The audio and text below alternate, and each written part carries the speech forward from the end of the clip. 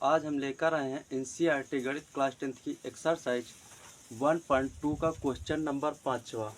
Question number 5वां क्या है हमारा, जांच कीजिए कि क्या किसी प्राकृत संख्या n के लिए संख्या 6 की पावर n अंक 0 पर समाप्त होगी या नहीं होगी। अगर आपको पहले बता दूं कि कोई भी संख्या अगर 0 पर समाप्त होगी तो वह उसके साथ संख्या के लास्ट में 0 होगा, यानी उसके अभाज्य गुणनखंड में 2 और 5 जरूर आएगा। जैसे 20 को अगर गुणनखंड करेंगे तो इसके गुणनखंड में अगर 2 और 5 आ रहा है तो वह संख्या 0 पर समाप्त होगी। तो जैसे चेक करते हैं 2 से, 2 एकम 2 लास्ट में 0, 2 पंचे 10, 5 एकम 5, तो इसके अभाज्य गुणनखंड में सिर्फ 2 और 5 आ रहा है, यानी कि इस 20 के संख्या के लास्ट में कितना है 0, तो यह संख्या 0 पर समाप्त होगी। तो आइए हम देखते हैं इसका हल। तो इसका हल क्या होगा, संख्या 6 के पावर n 0 पर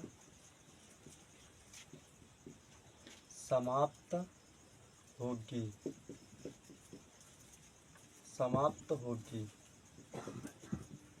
संख्या 6 की पावर n 0 पर समाप्त होगी, यानी कि जब 0 पर समाप्त होगी तो वह 2 और 5 से भाज्य भी होगी। तो फिर संख्या संख्या 6 के पावर n 2 और 5 से भी भाज्य होगी, अर्थात अगर संख्या 0 पर समाप्त होगी तो वह 2 और 5 से भाज्य होगी, अर्थात संख्या 6 के पावर n के अभाज्य गुणनखंड में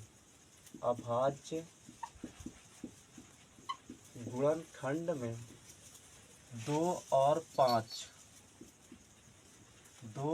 5 होना चाहिए। अगर वह 2 और 5 से भाज्य है तो उसके अभाज्य गुणनखंड में 2 और 5 जरूर आएगा, लेकिन जो कि असंभव है,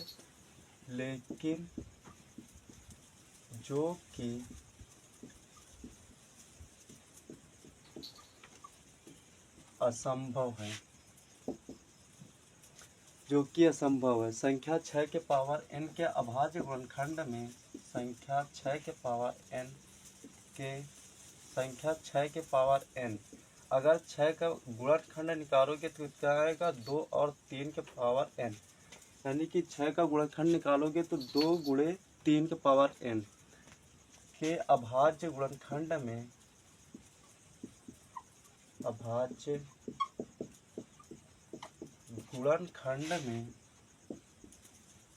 केवल 2 और 3 है। देखिए यहाँ पे संख्या 6 के पावर n के अभाज्य गुणनखंड में 2 और सिर्फ 3 है। यहाँ पे क्या कह रहा है, 2 और 5 होना चाहिए, यहाँ पे 5 नहीं है, तो यह संख्या 0 पर समाप्त नहीं होगी। यहाँ क्या होगा, इसलिए संख्या 6 के पावर n अंक 0 पर समाप्त नहीं होगी। ये था हमारा क्वेश्चन नंबर 5। क्वेश्चन नंबर 6 कह रहा है कि व्याख्या कीजिए कि 7 गुणे 11 गुणे 13 प्लस 13 और 7 गुणे 6 गुणे 5 गुणे 4 गुणे 3 गुणे 2 गुणे 1 प्लस 5 भाज्य संख्याएं क्यों हैं। तो क्वेश्चन में दिया गया है कि ये जो संख्याएं दी गई हैं ये भाज्य संख्याएं, लेकिन कैसे हैं ये हमें सिद्ध करना है। तो आइए हम देखते हैं। तो संख्या कौन सी है, पहली 7 गुणे 11 गुणे 13 प्लस 13, एक ये संख्या दी गई है, और दूसरी कौन सी है, ये वाली।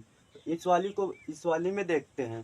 तो इस वाली में देखेंगे तो 13 हमें यहाँ पे क्या मिलेगा, कॉमन। तो बच्चे का क्या, 7 गुणे 11 गुणे 1, 13 तो बाहर होगा, तो वहाँ पर बचा 1। तो अब यहाँ पे ये भी 13 कॉमन होगा, तो यहाँ पे कितना बचा 1। तो अब अंदर हम कर लेते हैं ब्रैकेट के अंदर वाली संख्या का गुणा। तो 7 का गुणा 11 में करेंगे तो कितना आएगा, 7 11 सत्ती 77, और 77 में 1 से गुणा करेंगे तो कितना आएगा, 77 ही। 11 सत्ती 77 में 1 से गुणा करेंगे तो 77 ही आएगा, और प्लस 1। अब 77 में 1 जोड़ेंगे तो कितना हो जाएगा, 78। अब देखेंगे तो हम कि 7 गुणे 11 गुणे 13 प्लस 13 में एक गुणनखंड क्या मिला है, 13। जब एक गुणनखंड 13 है तो यह संख्या भाज्य होगी। तो इसमें क्या लिखना है, अतः 7 गुणे 11 गुणे 13 प्लस 13 के अभाज्य गुणनखंड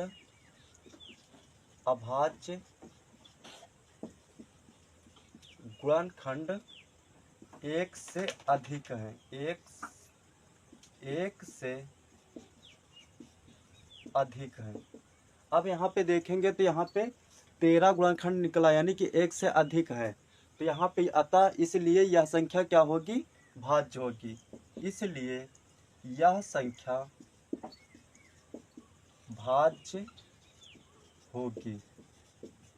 इसी तरह इस वाली संख्या का भी निकालेंगे कि भाज्य कैसे है। तो आइए हम देखते हैं। तो ये वाली संख्या क्या है, 7 गुणे 6 गुणे 5 गुणे 4 गुणे 3। इसी तरह इस वाली संख्या को भी निकालते हैं। तो ये इसमें क्या है, 7 गुणे 6 गुणे 5 गुणे 4 गुणे 3 गुणे 2 गुणे 1 प्लस में 5। अगर इस संख्या में देखेंगे तो यहाँ पे हमें मिलेगा 5 कॉमन। तो यहाँ से 5 ले लेते हैं कॉमन। तो यहाँ कितना बचा, 7 बचा, 6 बचा, ये 5 बाहर होगा तो यहाँ पे बचा 1। 4 गुणे 3 गुणे 2 गुणे 1, तो ये भी 5 बाहर होगा तो यहाँ पे बचा 1। अब अंदर वाली संख्या का कर लेते हैं हम गुणा।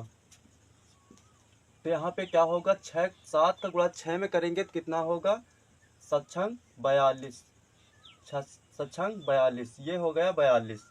अब यहाँ पे सिर्फ इतने का हुआ। अब इसका गुणा करेंगे तो कितना आएगा, 4 तेई 12, और 12 दूना 24, तो इसका कितना हो जाएगा 24, और प्लस में कितना है 1। अब यहाँ पे 24 और 42 का गुणा करते हैं तो कितना आता देखते हैं। 42 और 24 का क्या करना है, गुणा। तो 4 का गुणा 2 में करोगे तो कितना आएगा, 4 दूनी 8, तो 4 चौके 16, 2 दूना 4, 2 चौको 8। तो अगर जोड़ेंगे तो कितना आएगा, 8 6 4 10, 10 का 0, 8 1 9, हासिल 1 10। तो यहाँ पे कितना निकला, 1008 प्लस 1। अब इसमें 1008 में 1 को जोड़ेंगे तो कितना हो जाएगा, 1009। अब यहाँ पे देखेंगे तो ये संख्या का भी एक अभाज्य गुणनखंड 5 निकला है, यानी कि 1 से अधिक है। इसलिए यह संख्या क्या होगी, भाज्य है। तो अतः 7 गुणे 6 गुणे 5 गुणे 4 गुणे 3 गुणे 2 गुणे 1 प्लस 5 के अभाज्य गुणनखंड 1 से अधिक हैं, के अभाज्य गुणनखंड 1 से अधिक है। जब इसके अभाज्य गुणनखंड 1 से अधिक है तो यह संख्या क्या होगी, भाज्य। इसलिए यह संख्या भाज्य होगी। ये होता है हमारा क्वेश्चन नंबर 6 कंप्लीट। अब हम जानेंगे क्वेश्चन नंबर 7। तो क्वेश्चन नंबर 7 क्या कह रहा है हमारा, किसी खेल के मैदान के चारों ओर एक वृत्ताकार पथ है, यानी कि खेल के मैदान के चारों ओर एक वृत्ताकार पथ है। इस मैदान का एक चक्कर लगाने में सोनिया को 18 मिनट लगते हैं, यानी कि जो वृत्ताकार मैदान है तो उसको एक चक्कर लगाने में सोनिया को 18 मिनट लगते हैं, जबकि इसी मैदान का एक चक्कर लगाने में रवि को कितना देर लगता है, 12 मिनट। तो रवि को 12 मिनट लगते हैं। मान लीजिए कि वे दोनों एक ही स्थान और एक ही समय पर चलना प्रारंभ करते हैं। सोनिया और रवि एक ही समय और एक ही स्थान से चलना प्रारंभ करते हैं तो कितने समय बाद वे दोनों पुनः प्रारंभिक स्थान पर मिलेंगे। हमें क्वेश्चन में दिया क्या गया है, सोनिया को एक चक्कर लगाने में सोनिया को एक चक्कर लगाने में 18 मिनट लगते हैं। तो ये हमें लिखना पड़ेगा।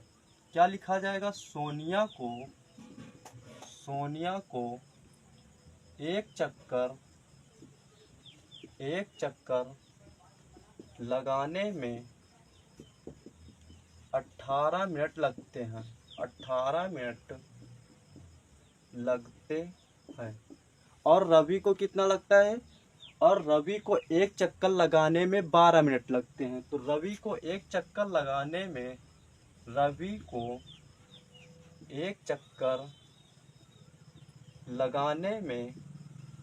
12 मिनट लगते हैं। 12 मिनट लगते हैं। अब यहाँ पे क्वेश्चन में दिया गया है एक ही समय और एक ही स्थान पर चलना प्रारंभ करते हैं, यानी कि यहाँ पे हमें निकालना पड़ेगा एलसीएम। तो सबसे पहले हम करेंगे गुणनखंड। 12 का गुणनखंड करेंगे, 2 से काटेंगे तो 12 कट जाएगा क्योंकि ये एक सम संख्या है। तो 2 से काटेंगे तो 6 बार जाएगा, 2 को 6 से काटेंगे, 6 को 2 से काटेंगे तो 3 बार जाएगा, 2 3 6। 3 को 3 से काटेंगे तो 3 एकम 3। अब कर लेते हैं 18 का। 18 का गुणनखंड करते हैं तो 18 भी सम है तो इसलिए ये 2 से कट जाएगा, 2 नहीं है 18। 9 को 3 से काटेंगे, 3 तरक का 9, 3 को 3 से काटेंगे 1। अब यहाँ पे 12 के गुणनखंड क्या लिखेंगे, 2 2 बार आया यानी कि 2 की पावर 2। 3 एक बार आया है तो 3 के पावर 1। अब 18 का लिखते हैं, इसमें 2 कितनी बार आया है, 1 बार। तो यहाँ पे लिखेंगे 2 की पावर 1। 3 कितनी बार है, 2। तो यहाँ पे लिखेंगे 3 की पावर 2। अब निकालते हैं एलसीएम। कितने का निकालना है, 12 और 18 का। एलसीएम में क्या होता है, जो कॉमन होता है उसकी सबसे छोटी घात, जो शेष संख्या बचती है उसको गुणा में लिखते हैं। तो इसमें कॉमन क्या है, 2 है। 2 की एलसीएम में जो सबसे बड़ी घात होती है, एलसीएम में जो सबसे बड़ी घात होती है कॉमन की, तो उसको लिखते हैं और शेष संख्याओं को गुणा में लिखते हैं। तो इसमें कॉमन है 2, इसके सबसे बड़ी घात कितनी है, तो इसकी सबसे बड़ी घात 2 है और 3 कॉमन है। 3 की सबसे बड़ी घात कितनी है, 2 है। तो आगे इसको सॉल्व करेंगे तो 2 की पावर 2 का मान होता है 4 और 3 के पावर 2 का मान होता है 9। आगे गुणा करेंगे, 9 चौके 36, यानी कि कितना निकला एलसीएम हमारा 36। तो क्या निकालने के लिए क्वेश्चन में कह रहा था कितने समय बाद वे दोनों पुनः प्रारंभिक स्थान पर मिलेंगे। तो हमें लिखना क्या होगा, अतः सोनिया और रवि, यानी कि 2 ही लोग तो है, सोनिया और रवि। तो सोनिया और रवि कितने मिनट बाद, यानी कि 36 मिनट बाद, 36 मिनट बाद वे दोनों पुनः प्रारंभिक स्थान पर मिलेंगे। वे दोनों पुनः प्रारंभिक स्थान पर मिलेंगे।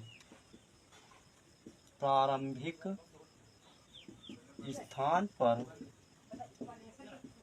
मिलेंगे। ये था हमारा क्वेश्चन नंबर 7 कंप्लीट। अगर सेशन अच्छा लगा है तो हमारे चैनल को लाइक, शेयर एंड सब्सक्राइब करना ना भूलें।